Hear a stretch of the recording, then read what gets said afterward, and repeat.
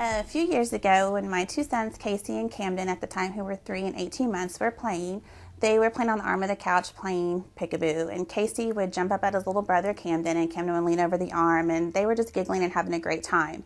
Well, at one point, Camden leaned a little too far and took a spill over the arm of the chair.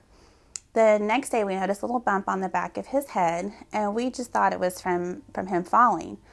And so we just kind of let it go for about a week. The following Monday, we noticed it was still there. So I went ahead and called the pediatrician just to have her check it out.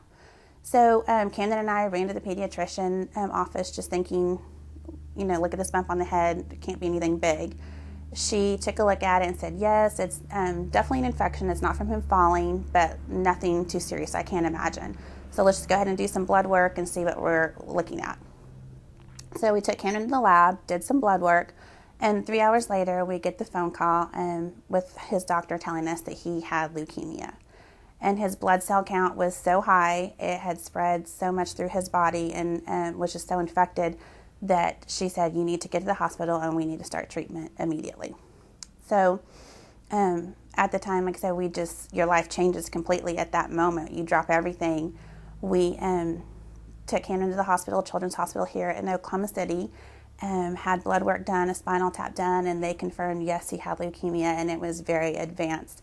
His blood cell count should have been between 8 and 12, and his was already at 97,000, and 97% of that was already cancerous. So he was very far along as far as the cancer had spread. So he was diagnosed August 28th with acute lymphoblastic leukemia, and started treatment that day. He had his first bag of chemo within a few hours of us finding out he had cancer. Through this process, it is devastating on a family. I was at a stay-at-home mom. I had an in-home daycare, which we had to stop. I couldn't watch the kids anymore because my focus needed to be at the hospital on Camden. And so my husband was off for a few weeks before we realized, he had to get back to work and he had to start, making things work for us as a family as far as the financial aspect went.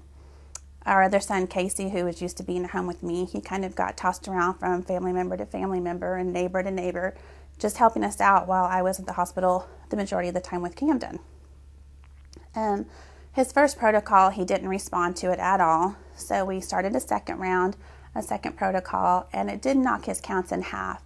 But at this point, they realized that it just wasn't working as it should, and he wasn't responding to treatment like he should. And so they told us that if we were to get him in remission, that we were going to need to do a stem cell transplant. And so at that point, they put him on the donor list in order to find a match. And through this process, they had told us all of the side effects that could happen to Camden. The losing the hair, the puffiness, the crankiness. He'd be tired. He would be hurting. All of the stuff that you hear cancer patients go through.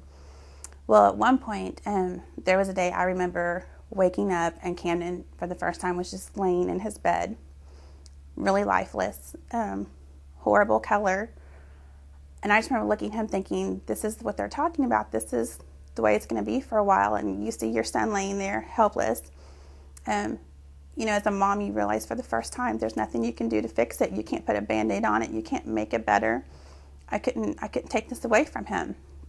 So it was a really eye-opening moment, a really hard moment for me at this point. And so we go through the day, and he just lay there the entire day. And I remember just sitting there by him.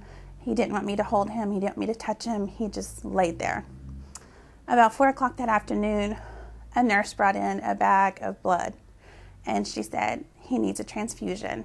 And that was the first time we had ever faced that kind of situation. I've never known anything about blood donations. I never knew the importance of it. It never affected me, so I never realized how big of a deal it really was. So I signed the paperwork. They hooked his bag of blood up, and immediately as the blood started going into his body, within just a few minutes, his eyes were open. You could see his color come back. He finally sat up from the bed that afternoon, and it was like the blood that had gone into him immediately gave him his life back. And from that point on, I realized that there is something that we can do. I can't take away the cancer. I can't take away all the pain that goes along with it. But these patients, they need blood, and they need it very often. Camden had over 17 transfusions throughout this process. And all of them were from people who were generous enough to go in and donate their time and donate their blood. And so I am forever grateful for OBI and what you guys do.